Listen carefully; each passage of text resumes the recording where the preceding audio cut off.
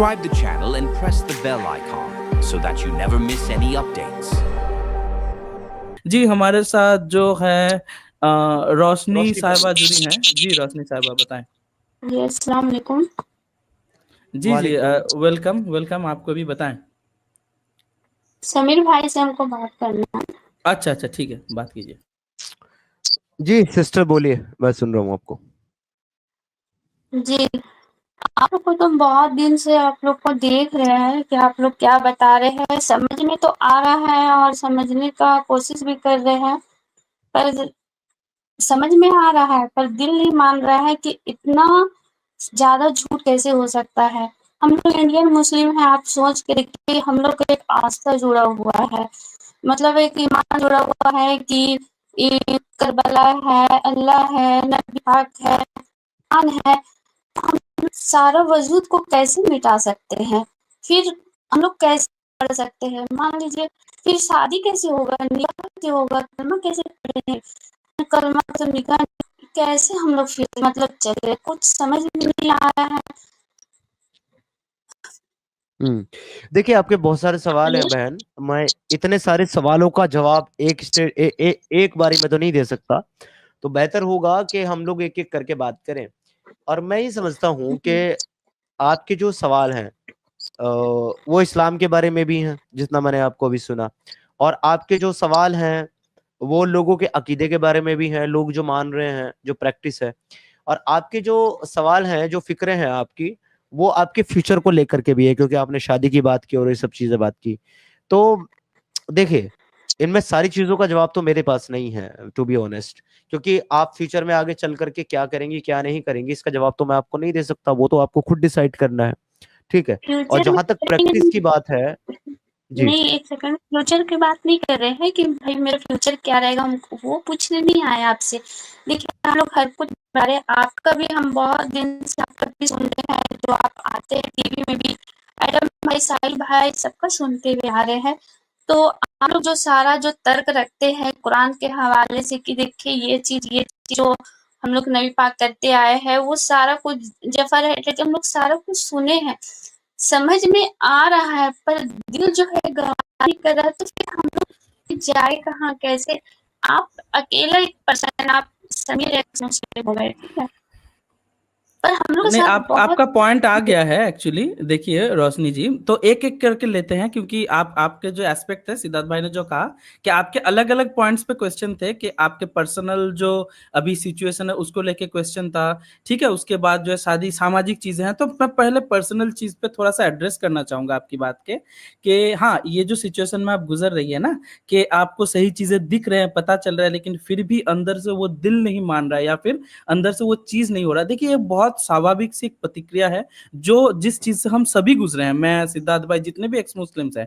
क्योंकि देखिए बचपन से हमें एक चीज सिखाया गया, हम पढ़ते रहे अपने सपोज 20-25 साल उम्र तक, कि हमारे ऊपर कोई बैठा हुआ है जो हमें कंट्रोल कर रहा है, जिसने हमें पैदा किया है, मुसीबत के टाइम जिससे हम मदद मांग सकते हैं। लेकिन अचानक से वो बचपन से सिखाया हुआ चीज जब टूटता है, और अचानक से हमें ये रियलाइज होता है कि ये सब तो झूठ था, और तो ये सब जैसे एक्सेप्ट कुछ करने हम में लोग पे जी, हम लोग पे जब कोई जस्ट एक सेकंड मुसीबत आती है, जी जैसे जी, जस्ट आता है एक कोई सेकंड। मुसीबत, या अल्लाह पाक मदद करिए, या अल्लाह मदद करिए, तो हम लोग तुरंत हाथ उठाते हैं, अल्लाह के पास हाथ उठाते हैं, अल्लाह से मदद मांगते हैं कि अल्लाह मदद करिए, जी ये मुसीबत से हम लोग को टाल दीजिए। और ऐसा हुआ भी है, बहुत बार, बहुत ही बार हुआ है। तो फिर वो सब सारा झूठ था, तो फिर जो हम लोग अल्लाह से मांगते थे और वो जो मुसीबत टल जाता था, तो फिर वो कौन मदद करता था? हाँ, उस पे हम आते हैं, लेकिन मैं जो कह रहा था कि अचानक से ये जो है ऊपर से किसी का साया हट गया, तो ये हमें एक्सेप्ट करने में थोड़ा सा टाइम लगता है, और हमें हमारे अपने आप को मतलब मजबूत करने में टाइम लगता है। अभी आपका जो सेकंड पॉइंट है कि ऐसे बहुत से केसेस में हुए हैं कि आपने मदद मांगी और आपका हेल्प हो गया। आप एक सच्ची बात बताना कि हर बार 100 में 100% टाइम ऐसा हुआ है क्या, या कभी कभी ऐसा भी हुआ है कि नहीं, वो चीज नहीं हुआ या फिर मदद नहीं मिला? बताइए तो। मुसीबत तो आया है, संघर्ष तो किए हैं, स्ट्रगल तो किए हैं, लड़ते रहे, मांगते रहे, गिड़गिड़ाते रहे, भीख मांगते रहे, या अल्लाह कब तक, या अल्लाह कब तक, इम्तिहान कब तक लेंगे, आज बस मतलब हम लोग को सिखाया गया, अल्लाह इम्तिहान नहीं, नहीं, लेते नहीं, हैं। वो नहीं बोल रहा हूँ, वो नहीं बोल रहा हूँ, बात को समझिए। आपने कहा कि मदद मिलते ही मदद मिल जाती थी जब भी हम मदद माँगते थे। मैं ये पूछ हुँ, रहा हूँ क्या हर बार मदद मिलता था? क्या कभी ऐसा भी हुँ, हुआ है कि आपने मदद नहीं, माँगी या फिर वो मदद नहीं नहीं, मिला? बताइए तो? नहीं, हर बार नहीं हुआ है। बहुत बार ऐसा हुआ है कि बहुत बार ऐसा एटलीस्ट अम्मी लोग, बहन लोग सबको ही माँगती रही है लेकिन नहीं मिला है, तो सब्र दिया नहीं जाता मिला, है, कि ऐसे कैसे नहीं हो गया? मिला। लेकिन मेरे मौसी भाई डेट किए, माँगती रही, दरगाह, दरगाह, दरगाह, दरगाह मेरी बहन गई, हुँ, अल्लाह से भीख माँगी, तहज्जुद का नमाज़ पढ़ी कि बस ऐसा कुछ ना हो। पर वो नहीं हुआ, राइट? तो ऐसा नहीं देखिए कि हर बार हुआ है।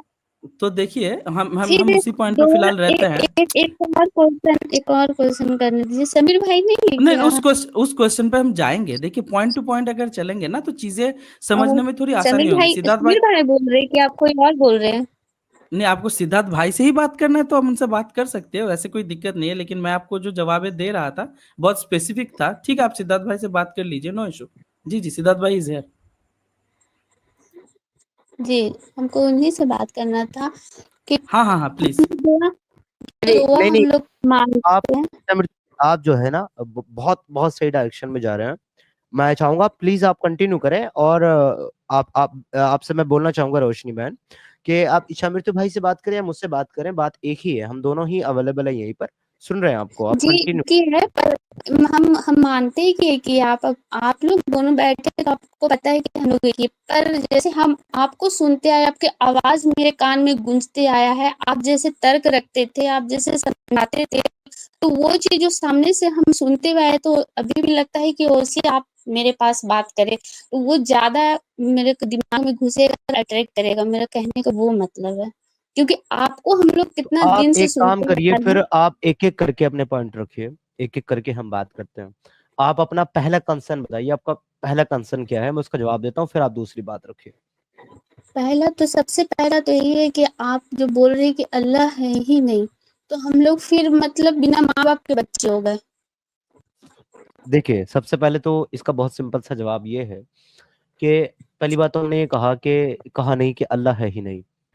हमने हमेशा एक बात कही, हमने ये कहा है कि हो सकता है कि कोई खालिक कायनात, कोई क्रिएटर हो सकता है, मगर वो अल्लाह नहीं हो सकता। ये बात हाँ, हमने कही हाँ, है और यही चीज़ ये किस हाँ, बिहाफ पर यही कही चीज़ है? कि खुदा सुनिए है ना, सुनिए ना, सुनिए और ना, सुनिए। जवाब मुकम्मल सुनिए, फिर आप अगला सवाल कीजिए। जी, ये इस बेस पर हमने कहा है कि कुरान के अंदर जो एट्रीब्यूट्स बताए गए हैं उस अल्लाह के, वो किसी क्रिएटर के एट्रीब्यूट्स नहीं बल्कि एक आम इंसान के एट्रीब्यूट्स हैं। एक चीज। दूसरी बात, आपने कहा है कि हम इसका मतलब हम बगैर बाप के बच्चे हो गए। तो अगर आप अल्लाह को अल्लाह मानती हैं, खालिक कायनात मानती है, आप तो तब भी बगैर बाप के ही बच्चे हैं, क्योंकि अल्लाह तो आपको कहता ही नहीं है कि अब वो आपका बाप है, आप उसके बच्चे हैं। उसके यहाँ तो ये कॉन्सेप्ट ही नहीं है। वो तो ये कहता है अच्छा लम बेटा यलिद वलम यूलद, अल्लाह की कोई औलाद नहीं है ना, अल्लाह किसी की औलाद है। तो आप तो पर अल्लाह जैसे के होते हुए भी हिंदू बगैर है बाप के ही बच्चे हैं। पर जैसे हिंदू है वो अपने माता रानी से मांगती है, ये भोले बाबा शिव ये भगवान से छोड़ दीजिए मांगती उसको, है, एक तो सेकंड के लिए उसको साइड हम रखिए, लोग सुनिए उसको क्या साइड मांगे? रखिए। फिर हम लोग अरे अरे कहाँ जाए किससे मांगे? अरे मेरी बहन सुन लीजिए ना, मैंने कहा है अदर आइडियोलॉजी वालों को आप साइड में रखे, कौन क्या मानता है क्या नहीं मानता है उस पे आप बाद में जाइएगा, वो मेरे साथ डिस्कशन में नहीं, खुद में सोच करके। क्योंकि मैं यहाँ बैठ करके ये नहीं कहता कि आप इस्लाम को छोड़ो और फला मजहब में चले जाओ, आप इस्लाम को छोड़ो और आप जो है ना इस वाला धर्म को अपना लो, मैं तो कभी नहीं बोलता। ये तो आपकी मर्जी है कि आप इस्लाम छोड़ते हो या नहीं, आप किसी दूसरे मजहब में जाते हो या नहीं, या आप ऐसे रहते हो, ये आपकी मर्जी है। मैं इसमें आपको बोलने वाला कोई नहीं होता। मेरा काम है इस्लाम पे बात करना, इस्लाम की टीचिंग्स पे बात करना, इस्लाम के रेफरेंस पे बात करना। मैं आपको वो बता सकता हूँ वो सही है या गलत है, उसके बाद तय आपको करना है। तो आप एक एक करके अपने क्वेश्चन रखिए, मैं एक एक करके आपको जवाब दे आप रहा हूँ। तो आपका पहला आप सवाल का बोल जवाब रहे हैं मैंने कि दे दिया। नबी पाक जो है, नबी पाक के बारे में जो इतना कुछ लोग बताते हैं, तो वहीं से तो आप बोल रहे हैं कि सारा झूठ है। जो देखिए, हम जब लोग के जब लिए जब नबी का, एक सेकंड, जब नबी का अल्लाह, जिसने उसको नबी बना करके भेजा है, जब वो अल्लाह ही खालिक कायनात नहीं साबित होता, तो फिर नबी भी नबी साबित नहीं होता। बस वही चीज़, एक सेकंड, मेरा बोलने का बात मतलब है कि हम लोग तो नबी पाक को ही ना मान के उन्हीं के नक्शे कदम में ना चल रहे हैं कि हम लोग के भाई हम लोग नबी पाक है, हम उन लोग की उम्मती है। तो एकदम अचानक से जो हम लोग को ये सारा कुछ जो पता चलेगा, जो आप बता रहे हैं कि कुरान में ये सारा चीज़ है और एडम भाई लोग के भी ये से सुने हैं, तो दिमाग में हम लोग का बहुत सारा सवाल आ रहा है कि फिर दुआ जो हम लोग करते थे, दुआ जो माँगते हैं, फिर वो सब में तासीर कैसे रहता है? फिर ओके, इतने जो ओके, वली है ठीक है, मैं आपको आंसर करूँ इस बात का? आप आगे जाएँ जी, तो उससे पहले, ठीक है। सबसे पहली बात तो ये है कि अल्लाह के साथ दुआ मांगने का जो कॉन्सेप्ट है आपका, वो अपने आप में कॉन्ट्रडिक्टरी है। वो इसलिए कि अल्लाह ने आपकी तकदीर, आपके साथ क्या होने वाला है, ये तो अल्लाह ने दुनिया बनाने से 50,000 साल पहले ही लिख दिया। तो अगर अल्लाह ने ये लिख दिया कि रोशनी बीमार पड़ेगी, तो आप बीमार पड़ोगे। हुँ, अगर अल्लाह ने ये लिख दिया कि उस बुखार से, उस बीमारी से आपको आराम आ जाएगा, तो वो आ जाएगा। अब रोशनी अगर दुआ मांगती है अल्लाह से, बीमार होने के बाद, बुखार आने के बाद, कि अल्लाह मुझे शिफा दे दो, और फिर रोशनी का बुखार चला जाता है, तो अब रोशनी मुझे ये बताए कि क्या उसका बुखार उस दुआ की वजह से गया है या उस किस्मत की वजह से गया है जो अल्लाह ने इस दुनिया को बनाने से 50,000 साल पहले लिखी थी? किस्मत की वजह से मुकद्दर में लिखा हुआ रहता है। ठीक है, तो इसका मतलब आपने खुद ही साबित किया कि फिर यहाँ दुआ का कोई कॉन्सेप्ट रहता ही नहीं है। नहीं, दुआ का कॉन्सेप्ट तो है नहीं, पर एक यकीदा रहता है कि ये तो शायद जब मानेंगे आप तो हो नहीं, जाएगा। एक सेकंड, अकीदे को साइड में रखिए अभी। तो जब आप ये खुद मान चुकी हैं कि दुआ का कोई कॉन्सेप्ट ही नहीं रहा, तो फिर दुआ की दुआ और मकबूलियत और दुआ वक़्त मांगना, हम दोनों सुनिए ना, दुआ हम मांगना और दुआ की मुकद्दर मकबूलियत दोनों दोनों टॉपिक ही नहीं बनते। खत्म हो नहीं गए मेरी बनता तो बहन। हाँ, हाँ, ये बात तो आपका 100% सही है कि मुकद्दर और वक़्त, ये दोनों को हम मानते हैं कि वक़्त से पहले और मुकद्दर से ज़्यादा ना कभी किसी को मिला है और ना मिलेगा। जब जिसका जो सही टाइम आएगा, उस समय ही उसको वो मिलना है, चाहे कोई कितना कोशिश कर ले। जी, और कोई सवाल हो आपका वो भी रखिए। अच्छा, उनके दूसरे सवाल पे जाने से पहले मैं व्यूअर्स के लिए मैं अपनी बात एक बार कंप्लीट कर लूं कि वो जो मैं आंसर इनको कर रहा था, एक्चुअली बस इनके लिए नहीं, अली अली भाई भी आ गए हमारे साथ, अली भाई को ऐड कर लेते। अली भाई वेलकम, कैसे हैं आप अली भाई? मैं ठीक ठाक जबरदस्त रंगीन। चांद आप चांद सुनाए। दिख गया ईद का आज हमें। ठीक है। अमेरिका का आप TATTA आ गया। आप अब सुनाए। कुछ देर पहले डोनाल्ड ट्रंप आया था हमारे बैक स्टेज में अली भाई, उसका ऑथेंटिकेशन भी नाम डोनाल्ड ट्रंप था। अरे तो आप इंडिया वाले हो, बड़े लोग हो, आपके पास डोनाल्ड ट्रंप पर्सनली भी आ जाता है भाई। अच्छा अली भाई, मैं बस ये आंसर कंप्लीट कर लूं जो मैं दे रहा था। एक्चुअली छोटी सी बात मेरी रह गई है कि देखिए, ये बहुत से टाइम इन्होंने, देखिए इनसे जब मैंने सवाल पूछा कि क्या हर बार दुआ कबूल हुआ था जब आपने दुआ मांगा था, इन्होंने कहा नहीं, हर बार नहीं हुआ था, कुछ कुछ बार हुआ था। तो हमारा जो दिमाग होता है एक्चुअली में, वो अनयूजुअल चीजों को याद रखने के लिए जो है प्रोग्राम्ड है, ठीक है। मतलब कुछ अलग से कुछ हो जाता है ना, घट जाता है कभी जिंदगी में, हमारा दिमाग उस याद को रख देता है, याद मतलब स्टोर करके। तो हमें लगने लगता है कि ये तो अलग से चीज है, ये कैसे हो गया। तो ऐसा बहुत बार हुआ है कि जब आपका दुआ कबूल नहीं हुआ है, वो इंसिडेंट्स आपको याद नहीं है, लेकिन जब जब आपके दुआ कबूल एक्सेप्ट हुए हैं, या फिर आपने जो दुआ किया था वो कबूल हो गया, वो आपको याद रह गए हैं। तो ये एक ऐसी चीज है। और दूसरा चीज है, देखिए आप एक बात बताएं कि अल्लाह मुझे एग्जाम में पास करा दो, ये दुआ कौन मांग सकता है? वो बंदा कि जो एग्जाम देने वाला होता है, या फिर वो बंदा जो टैक्सी या रिक्शा चलाता है? बताइए तो। एग्ज़ाम में पास होना है। मतलब अल्लाह मेरे को एग्जाम में पास करवा दो, ये दुआ कोई स्टूडेंट मांगता है या फिर जो रिक्शा स्टूडेंट, चलाता है? हाँ, जी। नहीं, स्टूडेंट ही माँगेगा ना। हाँ, तो देखिए जो दुआ मांग रहा है एक्चुअली में वो उस चीज के साथ एसोसिएटेड है, राइट? कि स्टूडेंट जो है वो एग्जाम के लिए प्रिपरेशन भी ले रहा है, दुआ भी मांग रहा है। ऐसा तो नहीं कि कोई रिक्शा चलाने वाला अचानक से दुआ मांगा नहीं, और वो एग्जाम में पास कर गया, नहीं होता ना। तो उसके साथ नहीं। रिलेटेड है, वो उसके उसके हाँ, कोशिश हाँ, कर रहे जैसे हैं। किसी का तो कोई जी, ख्वाहिश रखता है, जैसे कोई माँ बनना चाहती है, तो वो एक माँ ही माँगेगी, बाप नहीं माँगेगा। Exactly exactly। तो ये दुआ जो एक्सेप्टेड होती हैं, उसके पीछे उसके अपने कर्म कांड होते हैं, उसके अपने मतलब जो स्ट्रगल्स होते हैं, या फिर उसके अपने स्टडीज होते हैं, समझ रहे हैं, जो दुआएं उनकी हुँ, एक्सेप्ट होती हैं। तो ये बहुत अनयूजुअल लगती है, लेकिन ये बहुत नॉर्मल चीज है। जी जी, मुझे इतना ही कहना था। अभी आप सिद्धार्थ भाई से बात करें जी। और और बोलने चाह रहे हैं कि जब कुरान को आप लोग खारिज कर दिए कि इसमें सारा चीज़ झूठ है, तो फिर ये निकाह होता है, निकाह में जो दुआ कलमा पढ़ा के 2 इंसान एक होता है, तो फिर तो सदियों से चले आ रहा है, फिर इसमें कोई मतलब ही नहीं, उन लोग ऐसे ही चले आ रहा है, जब कुछ है ही नहीं उसमें। कुरान का आयत में कोई मतलब ही नहीं है, कोई वजूद ही नहीं है, कोई अच्छा तारुफ मुझे कर फर्क सकता है। बता सकती हैं, अच्छा रोशनी मुझे फर्क बता सकती हैं आप उसमें, जो खुतबा दे करके, कलमा पढ़ करके और फिर निकाह पढ़ाया जाए और कबूल कबूल किया जाए उस शादी में, और उस शादी में जो दो लोगों ने जाकर के मजिस्ट्रेट के सामने, मैरिज रजिस्ट्रार के सामने जाकर के साइन करके शादी कर ली, इन दोनों शादियों में आप मुझे फर्क बता सकती हैं कि क्या है, और उसका उनकी दोनों की जिंदगी में क्या फर्क पड़ता है उससे? बस एक ही फ़र्क पड़ता है कि कोर्ट मैरिज वाला अभी हम लोग का इंडियन में उसमें थोड़ा-सा वैल्यू ज़्यादा रहता है निकाह के ये से, ये चीज़ है। नहीं नहीं, वो तो उसकी सुपीरियरिटी हो गई ना कोर्ट मैरिज की। जी, ये इस्लाम के निकाह की सुपीरियरिटी तो नहीं हुई। नहीं, तो इस्लाम में जो कहना निकाह है मतलब आप क्या उसमें कहना ऐसी चाहते हैं क्या कि चीज दोनों है? हस्बैंड वाइफ में सुनिए ना, साथ में अरे बहन सवाल तो सुना करें। जो इस्लाम के तहत जो निकाह किया जाता है जिस तरीके से, उसमें ऐसी क्या खासियत है जो किसी और तरीके से शादी करने या निकाह करने में नहीं है? खासियत नहीं है, सेम है। तो आई डोंट थिंक सो कि आपके सवाल ऐसे हैं जिनका जवाब आपके पास मौजूद नहीं है। आपके पास सारे सवालों के जवाब खुद ही मौजूद हैं। पर कैसे मतलब हम लोग एक दिल से जो हम लोग सब कोई जुड़े हुए हैं, नमाज़ पढ़ना, कुरान पढ़ना है, मुहर्रम आ रहा है, ईद मनाना, रमज़ान है, तो फिर हम लोग फिर जिए कैसे? ये जो सारी की सारी चीजें आप एक अकीदे के साथ जोड़ करके बता रही हैं कि ये चीजें हैं, तो दूसरे अकीदे वालों के लिए यही चीजें हैं।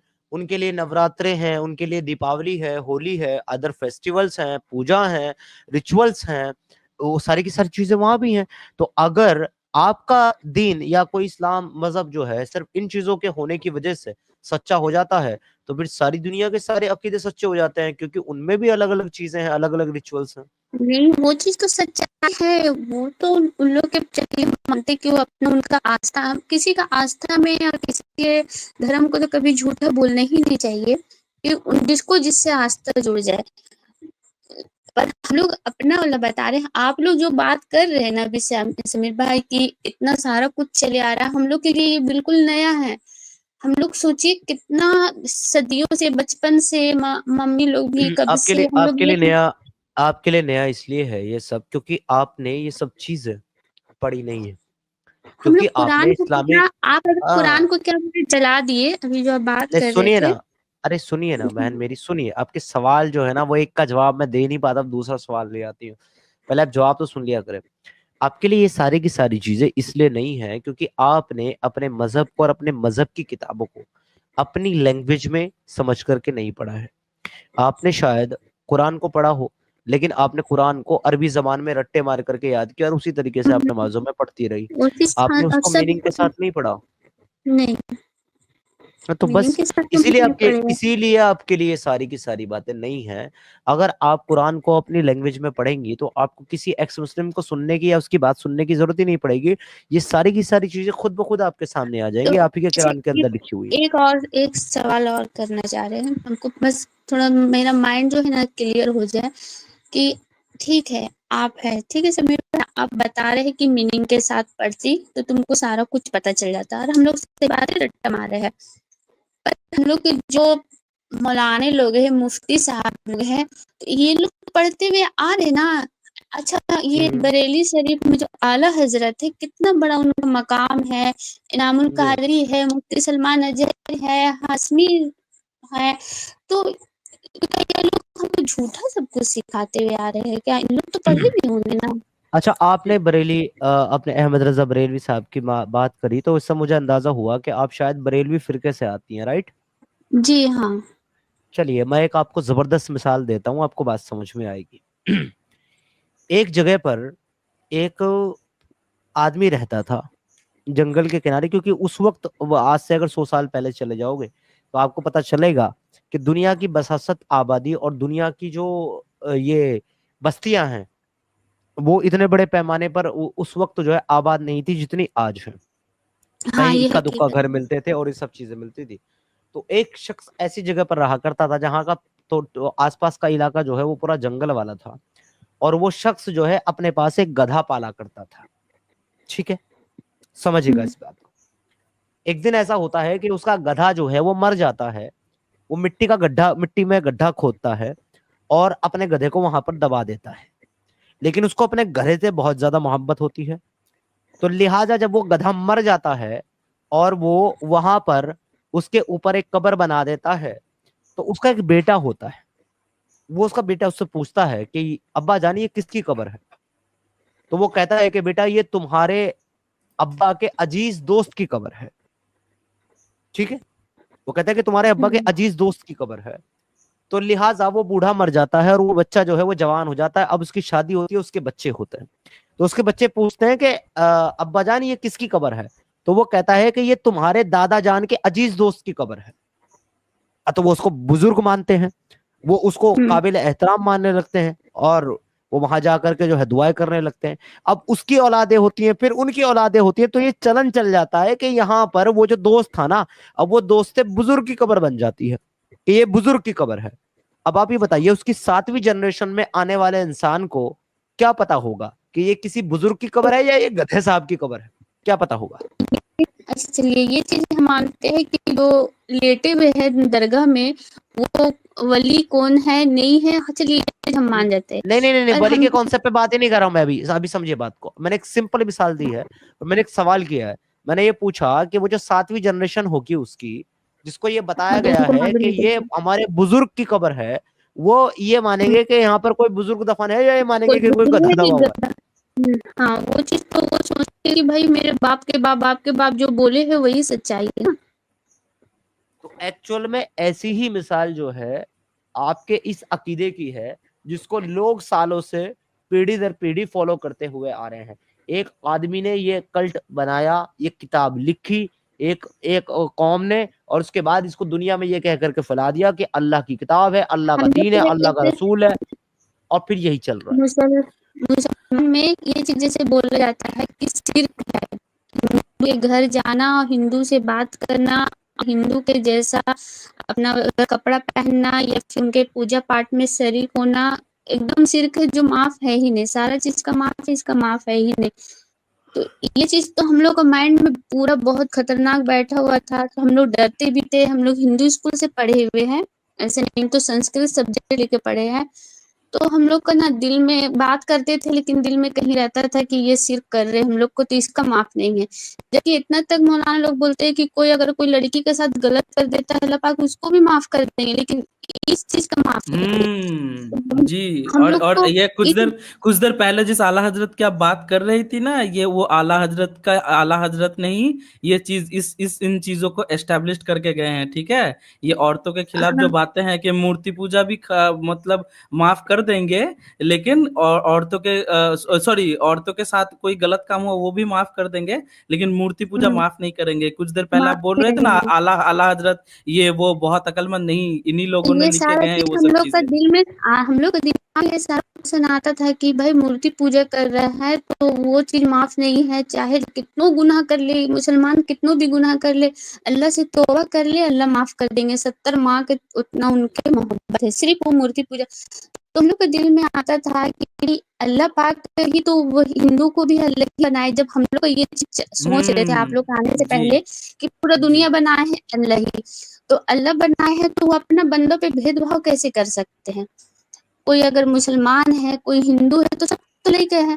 तो अल्लाह पाक तो उनको छूट दे देते कि कोई बच्चा अगर बदमाश हो जाता है तो उसको तो कोई मारने काटने का तो कोई बाप माँ चाहेगा नहीं कि उसको मर्डर कर देंगे। उसको चाहेगा कि जी वो सुधर जाए। ये नहीं बोलेंगे दूसरा बच्चा को कि वो चोर है तुम उससे बात मत करो, ऐसे कभी दूसरा बच्चा को सिखाएंगे नहीं। तो हम लोग अल्लाह बिल्कुल। पाक के सब बच्चे ही है, तो हम लोग को तो ये चीज नहीं सिखाएंगे कि तुम हिंदू से बात नहीं करो, तुम करो। शायद तुम अगर तुम समझाओ अच्छा बात करो रोशनी जी आज आपका ऑलरेडी बहुत टाइम आपके साथ बात हो गई है, बहुत सारे लोग अभी बैक में वेटिंग में हैं। तो रोशनी जी तो फिलहाल जो है आपके बातें हम तक आ गई है और हमें भी समझ में आ रहा है कि आप ऑलरेडी जो है काफी सारी चीजें समझ चुकी हैं। मैं आपसे बस इतना रिक्वेस्ट करूंगा कि अपने मदर लैंग्वेज, आप जिस लैंग्वेज में पढ़ाई लिखाई की है, हिंदी हो चाहे कुछ भी हो, आप उस लैंग्वेज में एक बार कुरान को अच्छे से पढ़े। उसके बाद पढ़ने के बाद हमसे एक बार आके जुड़े, उसके बाद हम फिर से आगे का डिस्कशन करेंगे, ठीक है रोशनी जी? ठीक है। थैंक यू सो मच, आप जुड़े। अगर सिद्धार्थ भाई से लास्ट में आपको कुछ जी। बोलना है जी शॉर्ट में। नहीं, मैं एक चीज कहना चाहता हूँ इनको, 6 मिनट भाई ये लीव करें उससे पहले, हम्म कि अगर आपको अल्लाह के इस कलाम में एक भी प्रॉब्लमेटिक चीज लग रही है, जो कि आप खुद मान रहे हो कि ये प्रॉब्लम है, तो बस इतना ही इनफ है आपको इस मजहब और इस खुदा को टाटा बाय बाय करने के लिए। क्योंकि ये मेरा नहीं, इसी खुदा का क्लेम है और इसी किताब का क्लेम है कि अगर ये अल्लाह के सिवा किसी और का कलाम होता तो तुम इसमें तजाद पाते, कॉन्ट्रडिक्शन पाते, प्रॉब्लम पाते। अगर वो आपको मिल रही है, एक भी मिल रही है, तो इतना काफी है आपको ये इत्मीनान दिलाने के लिए खुद को कि ये अल्लाह का कलाम नहीं हो सकता। बाकी मजीद अगर आप पढ़ना चाहें तो पढ़े, वैसे आई डोंट थिंक सो पढ़ने की जरूरत है। नहीं, फिर भी आप पढ़े एक बार, ठीक है? क्योंकि जो मतलब जद्दोजहद चल रहा है अपने अंदर, ये अल्लाह का कलाम जो है अच्छे से पढ़ने के बाद वो चला जाएगा। मैं बोल रहा हूँ आप पढ़े, जरूर पढ़े जी। जी ठीक है रोशनी जी, अपना ख्याल रखिएगा, टेक केयर।